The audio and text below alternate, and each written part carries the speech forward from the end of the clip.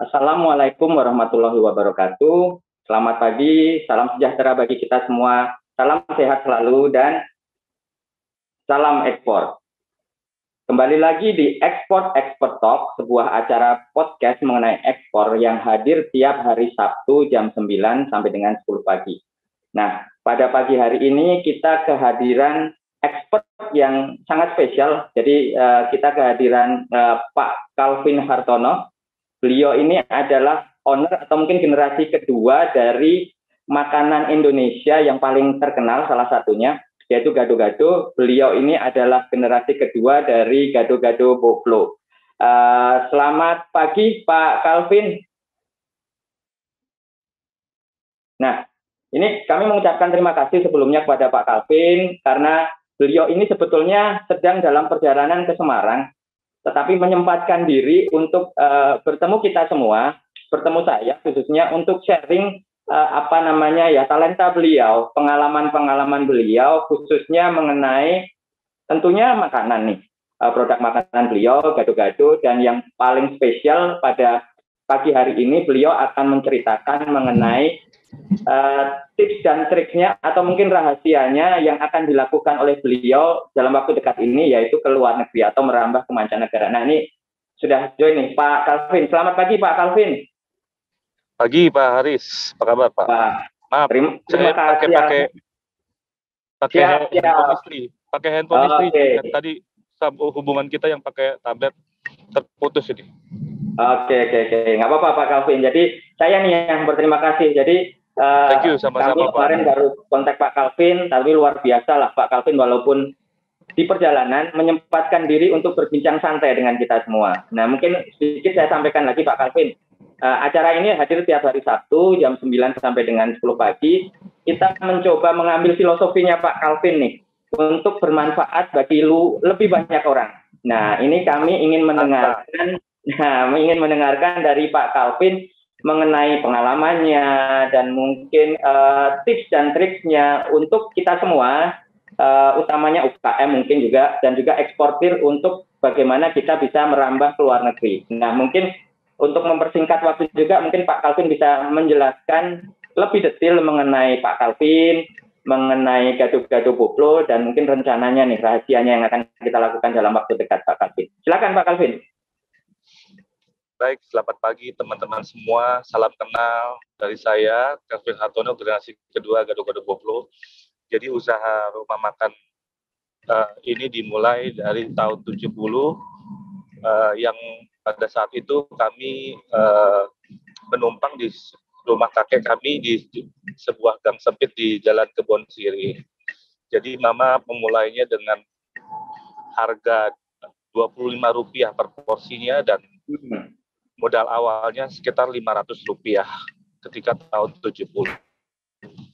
Saat itu Mama memulainya itu hanya untuk mencari nafkah karena memang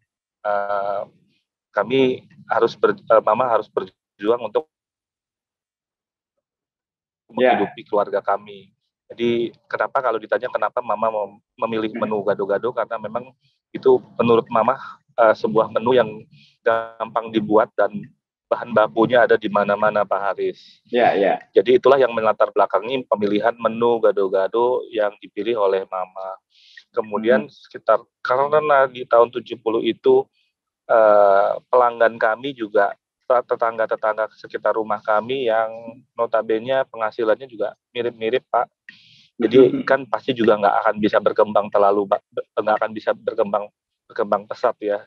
Jadi ketika itu ada cicinya Mama yang mengajak berkolaborasi untuk memindahkan usaha Mama itu di Jalan Wahid Hasim di garasi. Jadi om saya kebetulan punya usaha furniture Pak, untuk membuat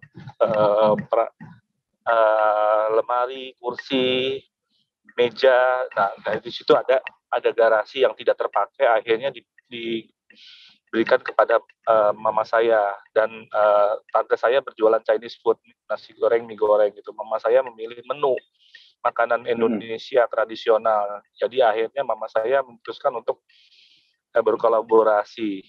Jadi Mama mengambil menu makanan gado-gado, nasi rames, ketoprak, rujak dan sebagainya. Ketika Mama melihat ke depan dari lokasi garasi itu, Mama lihat ada satu plang merek Apotek Boplo, dan dari nama Boplo itu Mama saya memikirkan untuk mengambil nama Boplo itu sebagai nama warungnya Pak, atau nama kedainya. Dan nama Boplo itu ternyata setelah lambat laun kita mendengar, kita pikir nama Pasar Sapi dari tulisan Buffalo gitu loh, Buffalo gitu loh Pak. Ternyata itu nama Belanda ya Pak ya? Ya, ternyata itu salah Pak. Ternyata itu yang benar adalah nama resep dari Belanda yang tulisannya Envie de Blopung gitu. Jadi rupanya pada saat kita dijajah Belanda dulu itu pemerintahan Belanda menugaskan pengembang yang bernama Envie de Blopung itu membangun kawasan menteng seperti kawasan di Den Haag sana Pak. Jadi itulah kira-kira sekelumit kisah yang melatar belakangi usaha dari Mama saya. Kemudian tahun 80-an Mama itu sudah mulai melakukan yang dinamakan sekarang itu branding Pak. Mama diajakin buka cabang di tempat-tempat dekat di sebelah supermarket, atau kalau ada food court, Mama juga ikutan food court. Mama saya gencar sekali untuk melakukan proses yang dinamakan branding. Padahal zaman dulu tidak ada yang namanya branding Pak, kita nggak tahu. Ternyata Mama saya sudah melakukan branding dari zaman dulu. Jadi kalau ada supermarket, dia ditawarin, dia ikutan. Terus kemudian ada sebuah peristiwa yang tahun 1994 itu Mama saya mengikuti sebuah lomba gado-gado ulek se-Jabotabek, di mana setelah Mama saya ngulek itu, Mama saya merasa lapar, akhirnya Mama bilang saya bilang saya suruh tungguin gitu loh. Jadi saya menunggu pengumuman dari jurinya gitu loh. Di awal saya sudah pesimis, Mama saya tidak akan menang. Tapi setelah karena Mama lapar, akhirnya Mama pergi Pak cari makan. Kemudian saya disuruh tunggu untuk mendengarkan pengumuman siapa pemenangnya. Pada saat juri menulis-tulis itu saya sangat pesimis. Saya suka iseng gitu loh Pak. Saya ngintip-ngintip juri itu kasih nilai berapa sih ke Mama saya. Umur berapa waktu itu Pak Calvin? Itu tahun 94 ya, sekitar 94 itu mungkin 25-an ya. Oke. 25-an. Jadi saya waktu itu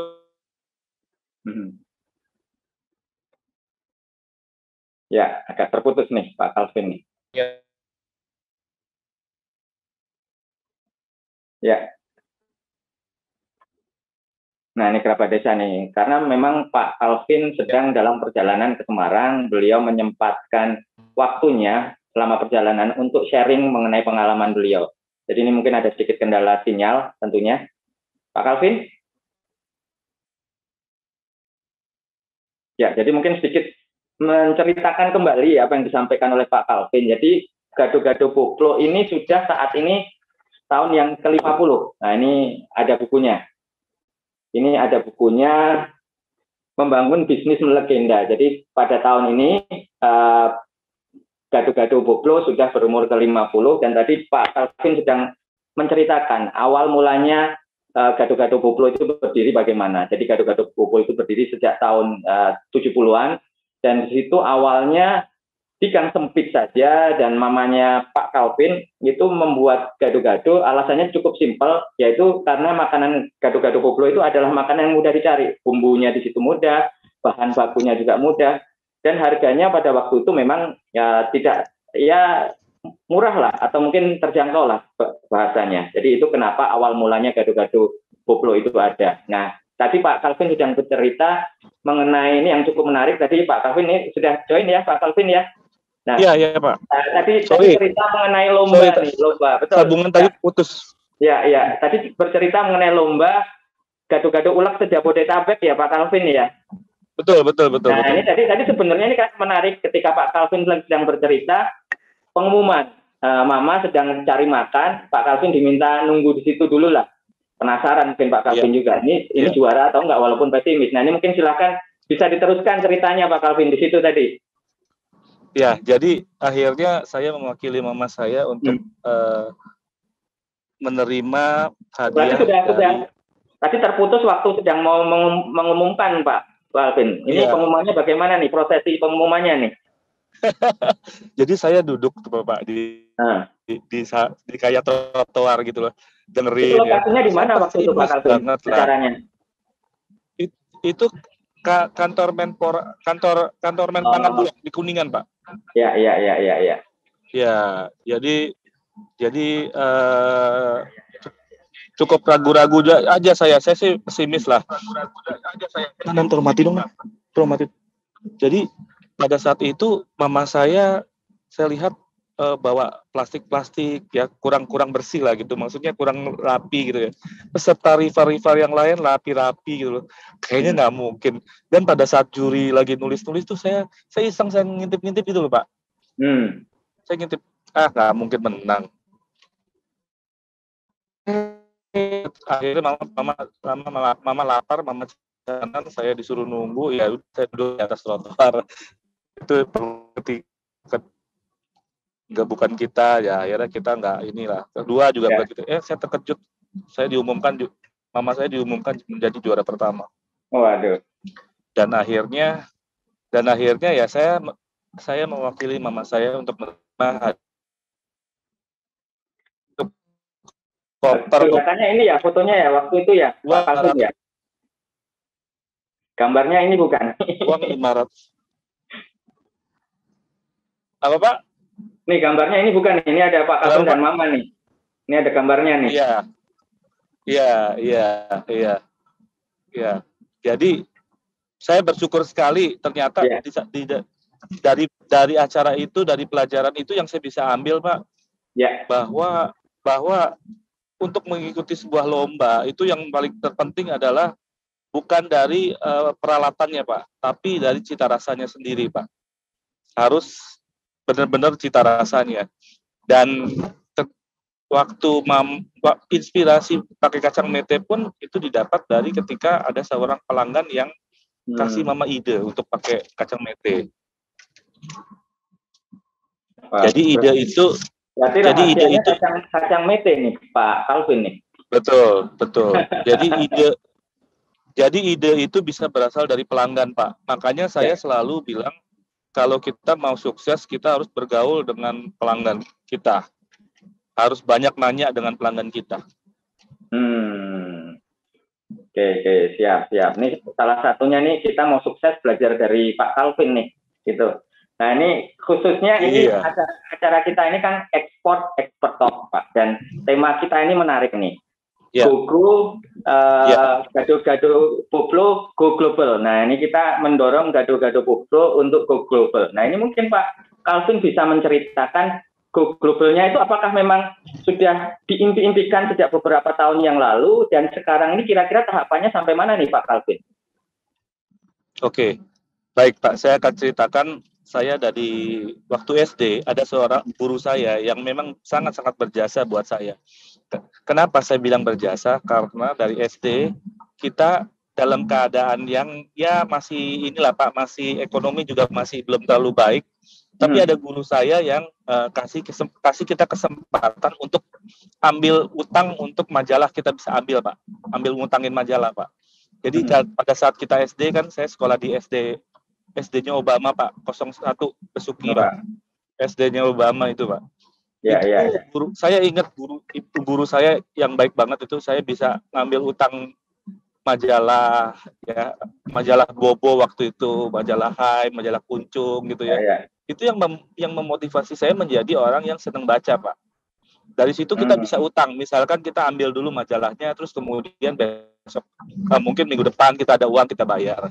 Nah karena saya suka baca, akhirnya saya juga akhirnya suka mengoleksi buku-buku kisah-kisah orang sukses Pak, biografi orang sukses seperti Pak Thomas Alva Edison, Graham Bell ya, pencipta lampu, pencipta telepon dan sebagainya. Nah dari situ saya mulai berpikir, ketika saya kuliah akhirnya saya sudah bercerita ke teman-teman bahwa suatu ketika usaha mama saya itu akan menjadi sebuah restoran. Saya udah ngomong kemana-mana Pak, Padahal Mama waktu itu jualannya masih di garasi, Pak. Jadi saya ternyata itu yang dinamakan sekarang ini adalah LOA, Pak. The Law of Attraction. Tanpa sadar saya sudah melakukan yang namanya LOA. The Law of Attraction itu saya dulu kan nggak pernah ada The Law of Attraction, nggak pernah ada motivator, nggak ada YouTube, nggak ada podcast gitu loh. Tapi saya mulai masuk dalam sebuah yang namanya LOA itu, Pak. Dan akhirnya saya udah memimpikan bentuk Mama usahanya dari bentuk restoran. Dan akhirnya itu tahun 90-an dan Tuhan menjawab, puji Tuhan, Tuhan menjawab tahun 2004 kita akhirnya bisa mengakuisisi sebuah restoran yang tutup di Jakarta Selatan, Pak. Nah, proses-proses itu yang kita hadapi cukup panjang, Pak. Jadi setelah satu restoran kita bisa kita akuisisi, akhirnya bisa sampai 6 restoran yang kita bisa miliki gitu, Pak. Nah, selanjutnya itu saya punya mimpi untuk membuat Gado-Gado Boplo ada di hotel, dan itu puji Tuhan juga tercapai. Nah, selanjutnya mimpi-mimpi saya tuh, Pak, yang selalu saya dengung-dengungkan adalah Boplo tuh go internasional, Boplo go internasional. Ngomongan saya itu aja, Pak, nggak berubah pokoknya loh. Nah, ketika saya konsisten aja, Pak, mimpinya itu aja gitu loh. Kan kata Presiden Soekarno adalah mimpi kita harus tinggi langit, Pak. Dan walaupun kalau kita jatuh, kita hanya jatuhnya ke bulan, kan, Pak. Atau ke bintang-bintang. Nah, itu filosofi itu luar biasa. Kalau presiden seperti kita tuh udah bicara seperti itu, berarti ada sebuah message yang kita harus bisa tangkap gitu ya. Jadi kalau kita modalnya sama kok. Modalnya bermimpi adalah modalnya kita tidur, Pak. Ya kan, kalau kita mau mimpi, kita harus tidur dulu. Nah, itu sama-sama. Mimpi besar, mimpi kecil, harganya sama-sama gratis kok. Jadi alangkah ruginya kita kalau yang gratis aja kita nggak mau gitu loh. Kan mimpi kan gratis, Pak.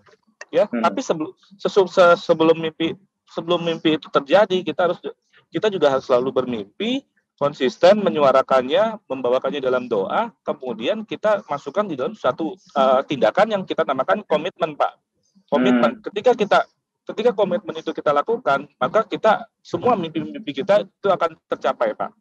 Nah, balik lagi tadi tentang go internasional. Saya ada sebuah kisah yang memotivasi saya untuk membuat bumbu. Bapak bisa puterin nggak, Pak, filmnya yang video yang saat saya di TK Popeye Mentosori. Yang TK, sebentar, mungkin yang TK kelewat, Pak. Mungkin yang lain dulu. Ini kita ada video yang bumbu Gado-Gado Boplo sudah sampai keluar nih, Pak. Ya, silakan, Pak. Coba, Mbak Yasmin atau Mas Slamet. Nah, ini gambaran nih. Yang TK ada ya, Pak. Nah, ini mungkin bisa ceritakan nih, Pak Calvin nih.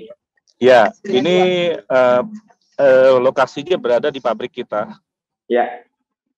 Pabrik bumbu kita, kebun kita yang memproses pesanan di sebuah yang besar itu 1.500 pesan langsung di Australia, Pak.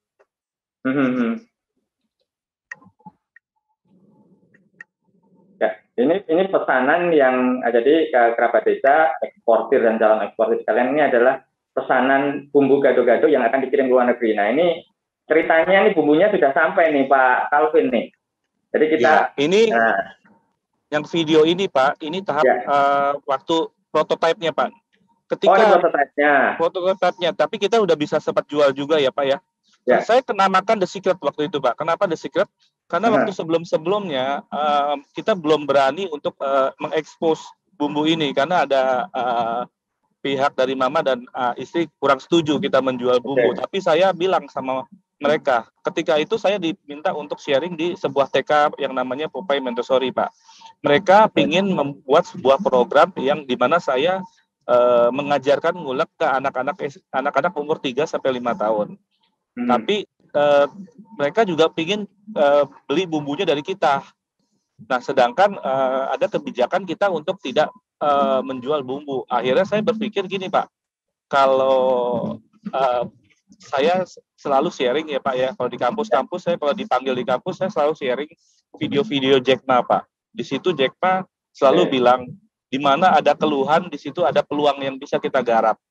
Jadi ketika itu saya sudah langsung bilang sama mama sama istri, saya bilang ini harus digarap dan kita harus bisa menjual bumbu ini supaya kita juga bisa go internasional gitu loh. Karena memang kalau untuk membuat sebuah restoran di sebuah negara itu kan biayanya cukup besar sekali. Tapi dengan kita membuat bumbu, itu kita menghadirkan gado-gado boplo di rumah Anda. Dimanapun Anda berada, itu Anda bisa masak sayur sendiri, terus memakai bumbu gado-gado boplo. Nah, itulah sebuah proses yang kita namakan proses branding kita. Dan akhirnya bumbu kita terjadi setelah namanya The Secret, kita kan mengurus surat PIRT-nya Pak, karena kita mau masukin di supermarket dan itu mengharuskan kita mengganti nama jadi merek gado-gado, bumbu gado-gado boplo. Nah ini jadi ini dikirim ke luar negeri nih Pak, yang testing ini di luar negeri Pak Calvin? Ini yang perempuan ini adalah selegram Pak. Waktu itu kita masih dalam proses mencari reseller. Nah, ada sebuah kejadian unik ketika saya termasuk, jadi saya bingung banget waktu pas pingin mengekspor gimana caranya ya, kan itu kan kita juga belum pengalaman Pak. Waktu itu saya memperkenalkan bumbu saya ke teman saya. Teman saya itu punya anak, dia punya restoran di Sydney. Ya. Jadi saya namanya Siska. Jadi saya perkenalkan ke Siska. Siska juga bilang sama saya, wah gimana nih Om, saya juga nggak punya channel untuk jualan bumbu ke sana dan kita juga kebingungan Pak, karena saya tidak punya pengalaman mengirimkan produk atau mengekspor ke sana. Tapi ajaibnya Pak, ketika kita mencari begitu, kamu tolong cari deh. Setelah kejadian itu sehari kemudian si Siska itu dapat email dari PT Gorita, Pak, yang menawarkan jasa untuk pengiriman bumbu. Ya udah, saya bilang cobain aja, gimana caranya. Kita pikir rumit ya, ternyata sangat-sangat simpel gitu loh. Kita cukup kita masukin di kardus, kemudian kita ukur tinggi lebar panjangnya, beratnya berapa, udah kita kirimin kepada pihak reseller kita, maka pihak reseller itu langsung ke PT Gorita, bayar ongkos kirimnya, airwell bill-nya keluar, udah PT Gorita langsung ke tempat kita untuk untuk pick up barang-barangnya, udah beres, so simple. Jadi dulu di dalam pemikiran kita pasti rumit nih, ini itulah apa nanti gimana lah. Ternyata simple sekali dan saya sangat terbantu oleh PT Gorita dan saya bersyukur sekali. Saya berterima kasih untuk Pak Sony nih. Kalau Pak Sony denger nih. Siap. Dengar. Thank you. Nanti kita sampaikan juga. Jadi mungkin highlight juga saya dengan Pak Sony sudah ya mungkin belum terlalu lama lah saya kenal dengan beliau di awal tahun juga. Konsepnya kita lihat sangat menarik Pak. Jadi konsepnya itu memang mensimpelkan sesuatu yang dianggap susah. Apalagi mungkin kita bicara sampel produk-produk yang kecil dengan bantuannya ini Gurita.com ini bisa mengirimkan produk apapun itu asal memang sesuai dengan ketentuan tentunya dengan jumlah yang kecil dan cepat. Jadi itu mungkin nanti Pak Calvin juga bisa menceritakan yang dikirim ini ya Pak Calvin ya. Betul.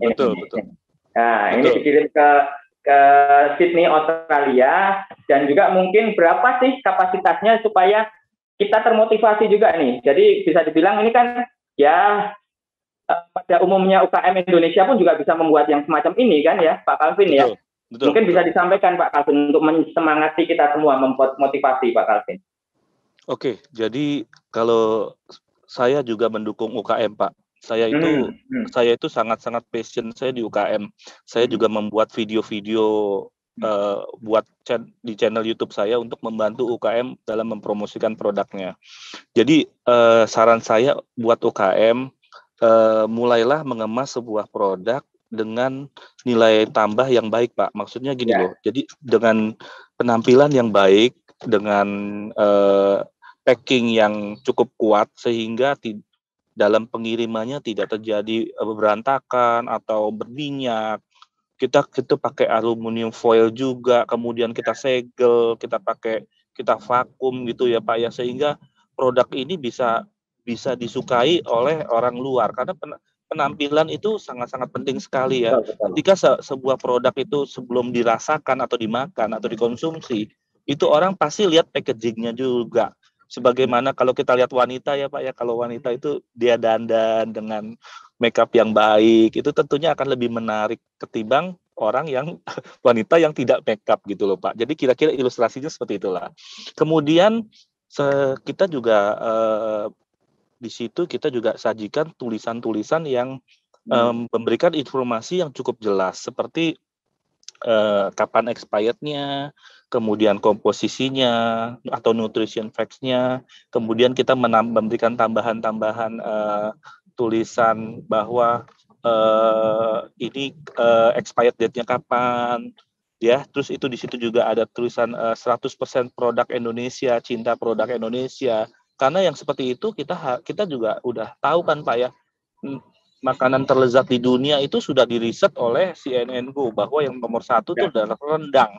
Ya. Tapi kenapa yang membuat saya miris itu Pak, kenapa makanan Indonesia kok tidak bisa berkembang sehebat dengan Thailand, Jepang, yang di mana-mana gitu loh, apalagi dengan Amerika. Saya kadang-kadang suka miris kalau ngelihatin franchise-franchise luar yang menjajah Indonesia tuh Pak, itu saya udah pengen fighting back lagi Pak gitu loh. Nah ini kesempatan saya untuk membuktikan bahwa makanan-makanan Indonesia itu adalah makanan terlezat di dunia. Orang itu udah pasti udah tahu ya, ketika Barack Obama datang itu yang disebutin pulang kampung nih, dia ngomong seperti itu Pak. Dia mereview kejadian-kejadian ketika dia ada di Jakarta, di Indonesia. Dan makanan-makanan yang dia suka adalah bakso, nasi goreng, sate, karena dia mengingat kembali ketika nostalgia ketika dia masih kecil, ketika dia masih tinggal di Menteng, itu ada orang tukang sate teriak sate, wah itu yang seperti itu harus dikembalikan lagi memorinya, dan ini Pak, dijadikan anak-anak muda termotivasi untuk mencintai produk-produk kuliner kita sendiri, karena nggak mungkin kita berharap orang luar dulu mencintai produk kita. Kita dulu yang harus cinta dulu dengan produk kita, karena itu yang membuat sebuah semangat kemandirian atau kearifan lokal itu akan terbangun di situ Pak. Jadi seperti bangsa Jepang bisa maju karena mereka juga mencintai produk sendiri, apalagi budayanya juga harus selalu didengung-dengungkan Pak. Nah ini adalah saat yang terbaik sekali ketika bangsa Indonesia mau mencanangkan yang namanya Spice Up the World gitu loh. Jadi Spice Up the World, dan kemudian saya senang sekali kemarin ketika ada gerakan Gercepin ya Pak ya, dengan Pak Sandiaga Uno itu yang mencanangkan 4.000 restoran Indonesia di seluruh dunia. Itu sebuah gerakan yang harus kita harus lakukan itu loh. Karena mau kapan lagi Pak, kita udah cukup terlambat. Tapi mungkin better late than never ya Pak ya. Dan itu saatnya kita menggebrak pasar dengan kebudayaan dan rempah-rempah yang luar biasa yang sudah Tuhan berikan kepada bangsa Indonesia ini Pak. Ya. Nah ini mungkin tadi sudah mulai dibuka nih rahasianya oleh Pak Calvin nih, bahwa Koplo sudah mendunia, sudah mulai mendunia. Produknya sudah dikirimkan ke seluruh dunia. Dan mungkin nanti Pak Calvin juga bisa sampaikan. Produknya yang sudah dikirim itu sekarang kapasitasnya berapa banyak nih Pak Calvin nih, kalau boleh tahu nih? Kalau yang di Sydney ya, itu mungkin udah puluhan ribu Pak. Karena kita sudah puluhan ribu bungkus ya Pak, yang seperti ini ya? Iya betul. Puluhan ribu, karena memang sudah memasuki hampir lebih dari 20 batch Pak. Jadi hampir tiap Pak? Kenapa? Satu batch-nya ada berapa itu isinya? Satu batch itu sekitar bisa 150-an Pak, minimum 150-an. Jadi satu kardus itu bisa isi 100. Jadi saya ketika saya punya reseller satu yang namanya Siska itu di Sydney, saya mencoba menawarkan teman saya lagi Pak. Teman saya anak muda juga nih Pak. Jadi saya senang bergaul sama anak-anak muda karena mereka punya spirit yang luar biasa. Bukan berarti yang berumur tidak punya spirit ya Pak ya. Enggak, tapi Tuhan anak muda atau sudah berumur nih Pak? Siapa Pak? Saya nih. Wah, Bapak Pak, masih spiritnya masih luar biasa spiritnya. Siap. Jadi kemudian saya coba perkenalkan lagi yang namanya Liniani Liliana. Jadi Nana panggilannya Pak. Saya cerita sama dia. saya cerita sama dia, tapi dia tidak ada tanggapan. Nah, saya itu kebetulan pernah belajar di multi level dan di asuransi, Pak. Bagaimana cara menyemangati orang lain? Gampang, Pak. Ceritakan aja keberhasilan orang lain yang sudah perintis. Jadi saya ceritakan aja keberhasilannya si Siska. Kebakar, Pak. Kebakar langsung dia. Langsung bergerak, udah termotivasi. Ya, saya sekarang akhirnya punya dua reseller nih, Pak. Yang dari Sydney sama Melbourne dan sama Brisbane. Ya akhirnya memang ya saya senang sih karena dua-duanya juga ternyata reseller saya perempuan. Jadi perempuan itu tidak bisa dia apa ya Pak, dipandang sepele lagi, Pak. Mereka luar biasa sekali.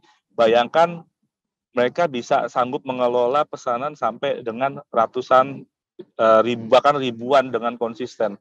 Jadi ya saya bersyukur sekali, dan setelah itu kan diikuti juga oleh reseller saya yang ada di seluruh Indonesia, di negara-negara lain juga ada gitu loh, Pak. Nah ini luar biasa. Berarti bumbu gado-gado Boplo sudah di Australia ini sudah banyak, dan ini mungkin sedikit bocoran, tapi kita nggak bisa bocor terlalu besar karena ini sedang dalam proses. Pak Calvin ini akan mewujudkan salah satu cita-cita beliau, dan mungkin bukan cita-cita Pak Calvin saja untuk membuka restoran itu, Pak, bahwa itu juga cita-cita kita semua. Kita ingin Indonesia salah satunya melalui kuliner, melalui restoran bisa dikenal di seluruh dunia. Nah, ini mungkin kita akan mulai di beberapa negara. Salah satunya kita lakukan dengan di Sydney. Nah, ini kita lihat dalam waktu dekat prosesnya bagaimana. Kita akan selalu sampaikan kepada kerabat desa, kepada eksportir dan calon eksportir, kepada masyarakat Indonesia, Pak. Sama seperti tadi Pak Calvin analogikan, kita bakar, Pak, jadinya. Kita bakar semangat mereka dengan ini apa yang dilakukan oleh Pak Calvin ini, ternyata beliau bisa, Pak Calvin bisa. Kita bisa untuk mengalahkan Thailand, mengalahkan Vietnam, dan kita bisa menguasai dunia, kan tentunya seperti itu ya, Pak Calvin ya. Iya, amin. Makanan kita kurang apa lagi, Pak Haris? Bumbu rempah-rempah kita luar biasa sekali. Bahkan saya ngefans sama Pak William Wongso yang sudah bisa menghadirkan Gordon Ramsay ketika mendemonstrasikan bagaimana cara pembuatan rendang. Chef dunia yang bernama Gordon Ramsay itu kan diajarin bagaimana membuat rendang oleh Pak William Wongso sampai mencoba karapan sapi juga itu, Pak. Kalau kita lihat videonya luar biasa itu. Jadi budaya kita, bendera Indonesia, nama Indonesia bisa berkibar bukan cuma dari olahraga saja, Pak, tapi melalui sebuah kebudayaan yang bernama kuliner kita ya. Apa itu kita namakan?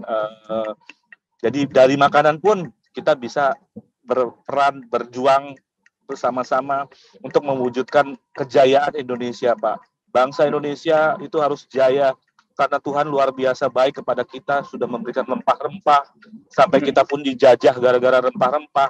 Dan kini saatnya menunjukkan kepada dunia bahwa Indonesia itu hebat.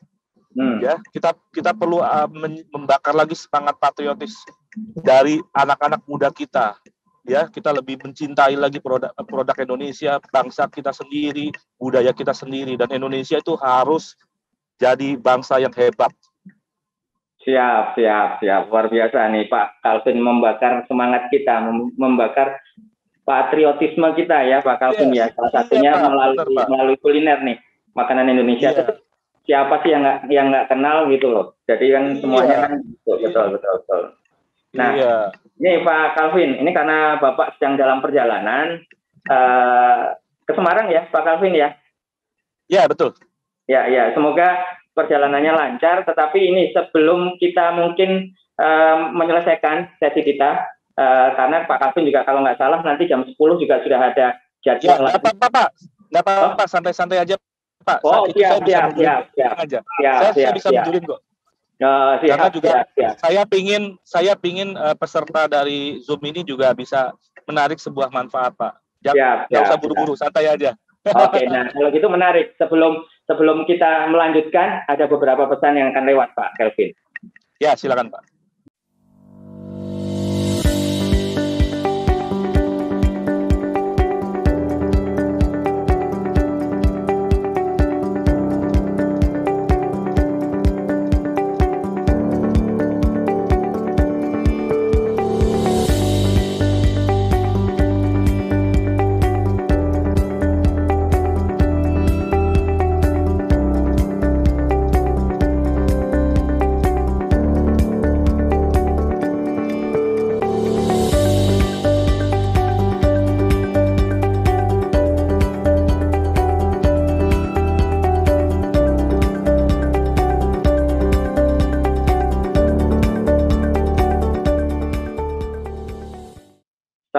ekspor.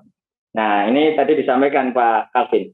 Ini inspirasinya banyak. Jadi dengan Pak Calvin ini kita akan mencoba menggali informasi, menggali talenta yang Bapak punya supaya membakar semangat kita, menginspirasi kita. Nah, ini ada beberapa yang ingin bertanya secara langsung nih, Pak Calvin nih. Jadi terima kasih nih beliau, Pak Calvin yang sudah di jalan menambah waktunya untuk kita semua. Silakan bagi yang ingin bertanya, Pak Ferry ya. Boleh Pak, silakan. Ada yang ditanyakan kepada Pak Calvin?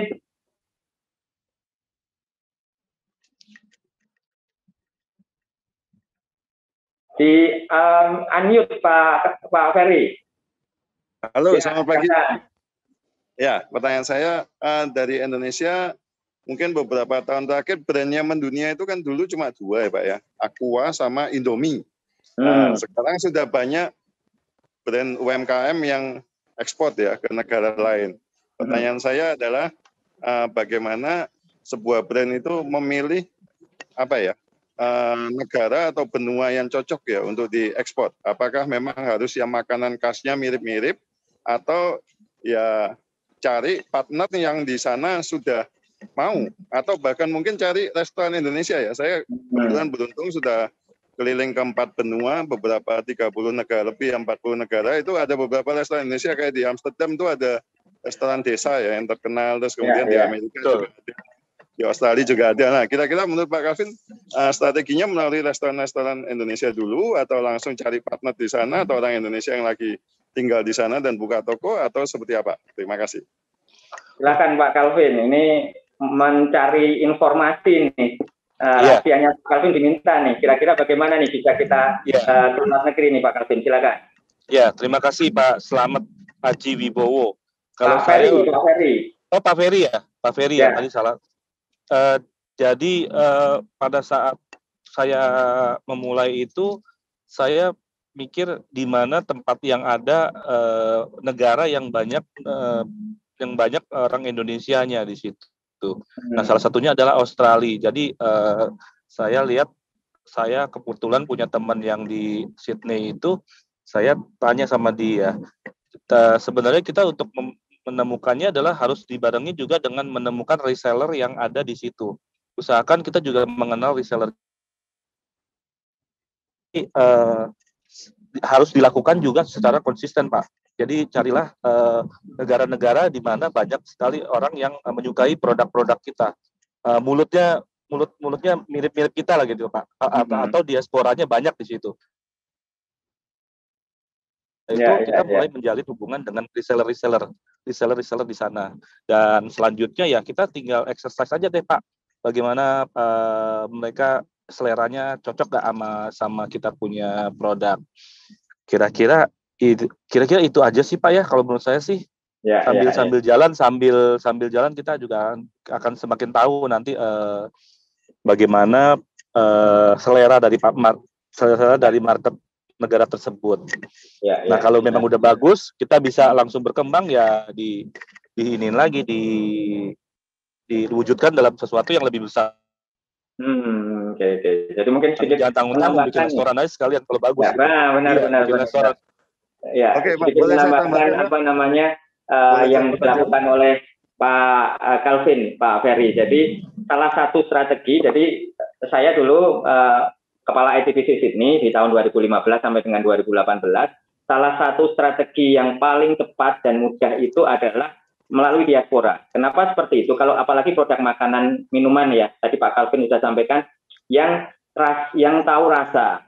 Nah itu kita mulai dari saudara-saudara kita yang ada di luar negeri, dari teman-teman kita dahulu. Nah itu kita lakukan dari situ, dan kemudian pasti word of mouth lah. Mereka akan ngajak temannya juga, terus ngajak saudaranya juga. Nah itu baru kapasitasnya naik. Jadi yang paling dilakukan Pak Calvin itu seperti itu. Tadi sudah disampaikan dari Siska, kemudian ada satu lagi dari resellernya yang baru dari 2 itu bisa menyebar luas ke sampai puluhan ribu bungkus nih sekarang sampai saat ini. Dan itu akhirnya membuka mata kita semua, membuka peluang bisnis, perhitungan bisnisnya dari Pak Calvin pun juga sudah jelas bahwa ternyata potensi gado-gado boplo ini di Australia ini cukup besar, dan ini kelihatannya peluang untuk saatnya untuk kita buka restoran di situ. Nah, jadi tahapannya seperti itu ya, Pak Calvin ya, kalau nggak salah ya.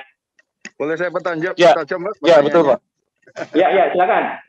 Ya, jadi silakan. Kemudian yang kedua Pak, misalnya ternyata berhasil baik Pak ya, jadi permintaan naik gitu. Kapan timing yang tepat untuk buka pabrik di sana atau buka UMKM di sana? Dan yang kedua, pertanyaan saya adalah kalau di sana stepnya seperti apa Pak? Apakah harus langsung diajukan ke BPOM sana dulu, terus kemudian pakai bahasa sana, atau masih tetap yang original dari Indonesia Pak? Terima kasih. Silakan Pak Calvin nih. Oke, Pak Ferry pertanyaannya cukup tajam. Jadi kita sekarang ini kan juga dalam proses melakukan perencanaan untuk membuka di sana. Nah, tahap selanjutnya adalah yang kita harus jalankan adalah melakukan konsolidasi internal dengan cara bertanya dan exercise ya, bagaimana dari kan kita juga butuh pihak-pihak yang berada di negara tersebut.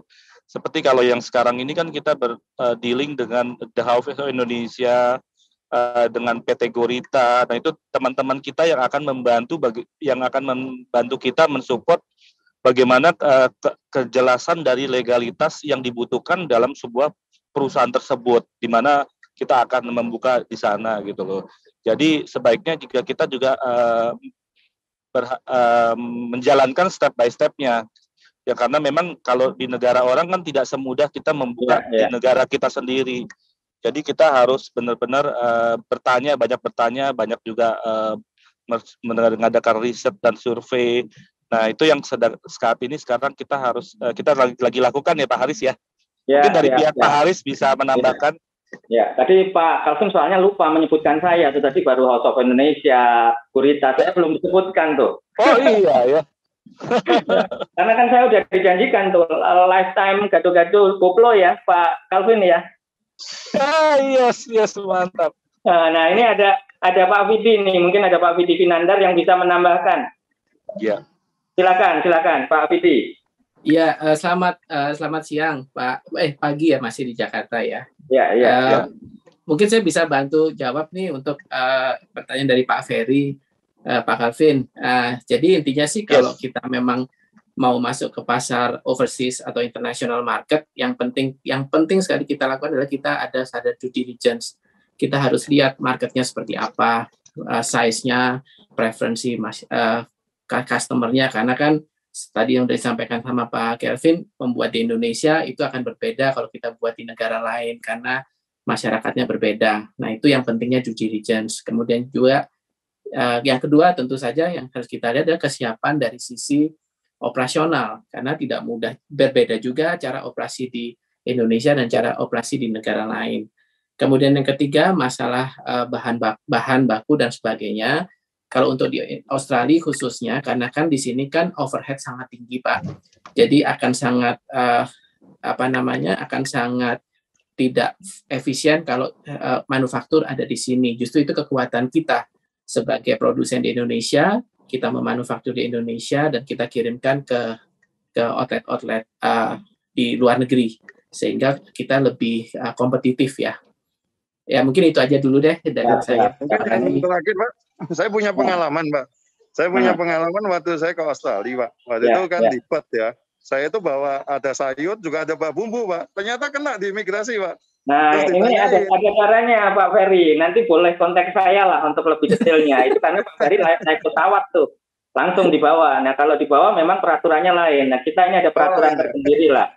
Nah ini makanya kita butuh sharing-sharing sini, podcast ini itu untuk memberikan semangat, memberikan informasi mengenai tips dan triknya. Jadi tadi mungkin sedikit disampaikan yang Pak Vidi, ini Pak Vidi Finandar, ini adalah diaspora kita dari Australia, di Sydney, beliau dari House of Indonesia. Jadi beliau juga yang membantu saya waktu saya bertugas di ITPC Sydney tahun 2015 sampai dengan 2018, dan juga sampai saat ini masih berhubungan baik dengan kami, salah satunya juga membantu Pak Calvin nih. Gitu. Nah ini mungkin ada satu lagi nih Pak Calvin. Mumpung Pak Calvin masih ada waktu dari Bu Susan ya, kapal api nih ya. Silakan Bu Susan. Halo, selamat pagi semuanya. Ya, pagi Bu. Pagi.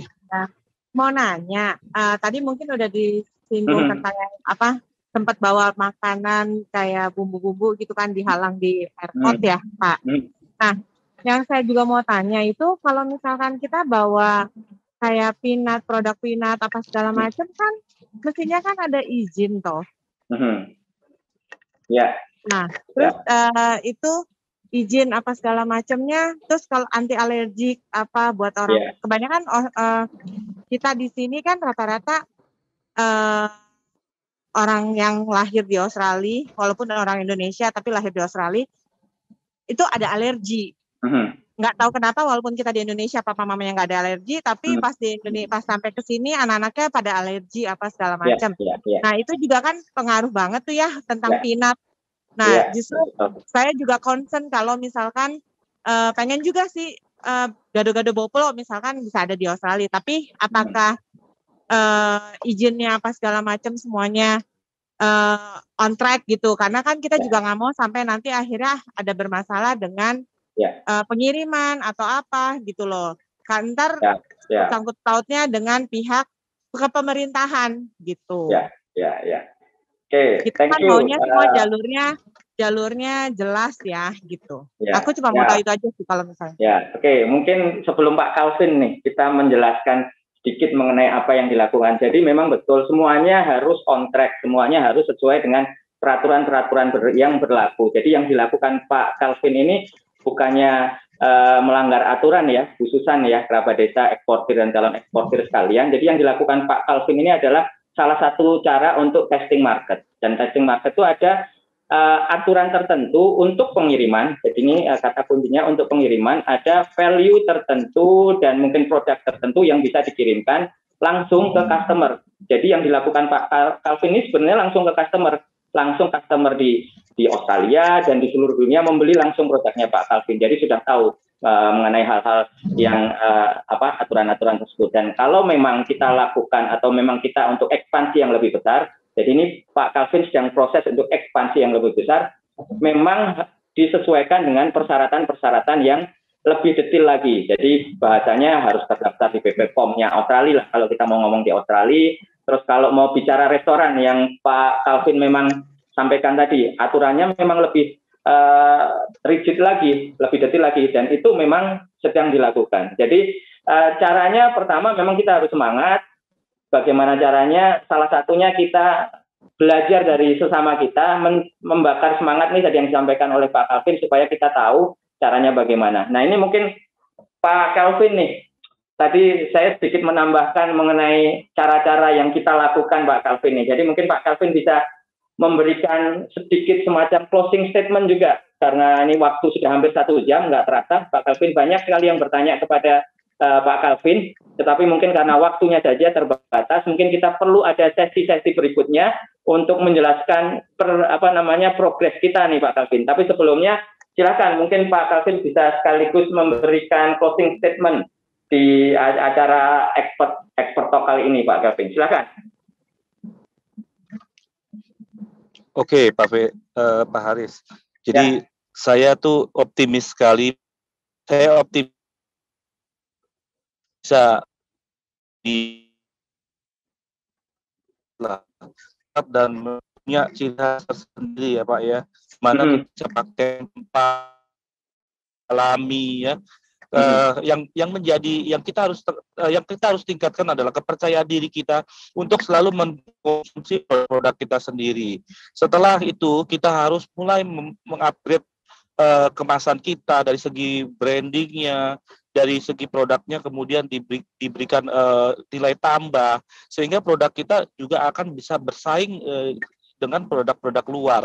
Kita nggak mungkin bisa bersaing kalau kita selalu bertumpu pada masa lalu kita. Produk kita yang zaman dulu ya gitu-gitu aja. Tidak ada inovasi, tidak ada sesuatu yang bisa ditawarkan kepada pelanggan. Itu maka kita akan tersingkir dari kancah persaingan ya.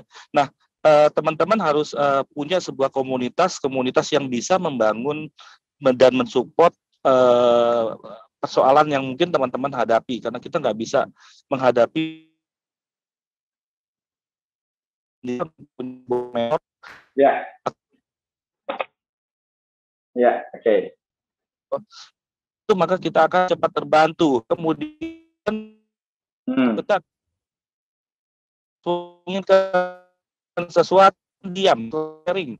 Ya, cerita saya tadi saya selalu sharing tanpa sadar saya melakukan sebuah program yang namanya the law of attraction, dan the law of attraction itu harus dilakukan secara konsisten, diceritakan, dan itu akan memicu kita ketika tubuh kita mendengar apa yang kita sudah janjikan kepada orang, kita akan ingin cepat-cepat mewujudkannya. Dan ketika ada teman-teman kita yang selalu mensupport kita dan tahu impian kita seperti apa, dan mereka juga akan membantu kita. Dan jangan lupa digabungkan keseluruhan itu dalam sebuah yang namanya komitmen.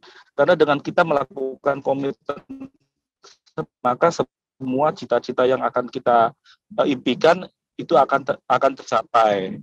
Kira-kira itu aja kali ya Pak Haris ya. Oke, siap. Terima kasih Pak Calvin. Ini karena sama-sama. Ya, agak kurang bagus, tapi mungkin kembali lagi nih, kami tekankan bahwa apa yang kita lakukan ini, kembali lagi penekanannya bahwa kita tidak melanggar aturan, bahwa semuanya harus sesuai dengan peraturan. Ada aturan-aturan tertentu yang memungkinkan kita untuk melakukan hal-hal ini. Jadi apa yang dilakukan Pak Calvin ini intinya satu, bahwa kita harus pede lah, kita punya semangat. Betul. Kalau kita udah punya semangat, kita punya niat, kita pasti cari jalannya apa, kita bisa cari tahu aturan yang memungkinkan bagaimana, bukan melanggar ya. Betul. Jadi kita sesuaikan dengan aturan-aturannya seperti itu. Terus kemudian yang penting tadi Pak Calvin sampaikan, kalau kita sudah mempunyai komitmen, kita selalu sampaikan ya itu ya Pak Calvin ya, kita utarakan, kita bicarakan, nah itu nanti akhirnya semuanya menyerap lah bahasanya Pak Calvin. Jadi apa yang kita lakukan, tindakan kita semua pasti menuju ke komitmen kita itu tadi. Nah, komitmen kita itu apa? Adalah untuk membawa produk Indonesia ke luar negeri. Caranya bagaimana? Salah satunya melalui komunitas. Jadi yang kita lakukan di sini memang belajar. Kalau memang kita ada kekurangan, ya kita sama-sama memperbaiki. Jadi saya, Pak Calvin mungkin ada sesuatu hal yang tidak tahu, kurang tahu, mungkin dari rekan-rekan sekalian, pemirsa sekalian bisa memberikan feedback ke kita, karena Pak Calvin juga sampaikan. Contohnya tadi gado-gado bumbunya dari mana, salah satunya merupakan masukan dari pelanggan. Jadi masukan dari kerabat desa, rekan-rekan sekalian itu akan membantu kita bersama untuk kembali lagi bisa membawa produk Indonesia ke luar negeri. Nah, itu Pak Calvin dari kami, terima kasih sekali waktunya, selamat jalan, semoga selamat sampai tujuan, dan kita terima kasih, akan Pak. Ketemu lagi di sesi berikutnya. Ya teman-teman, Pak Haris. Ya. Kalau teman-teman kepingin kontak saya, bisa kontak saya di 0816 26 19 68. Tadi saya udah baca. Itu. Ada lagi Pak Calvin. Ya, di 0816 26 19 68. Tadi udah ada yang nyebut kepingin jadi reseller tuh. Tadi saya udah balas ke Pak Slamet. Ke Pak Slamet ya. Ya, silakan. Nah, ini luar biasa Pak Calvin. Jadi salah satu yang disampaikan Pak Calvin, orang sukses itu adalah orang yang mudah dihubungi. Jadi beliau ini langsung mengerahkan di podcast kita semua, langsung memberikan nomor HP-nya beliau, dan silakan langsung untuk menghubungi beliau. Nah, sekali lagi terima kasih Pak Calvin atas inspirasinya. Semoga kita semua berhasil membawa Indonesia ke kancah global.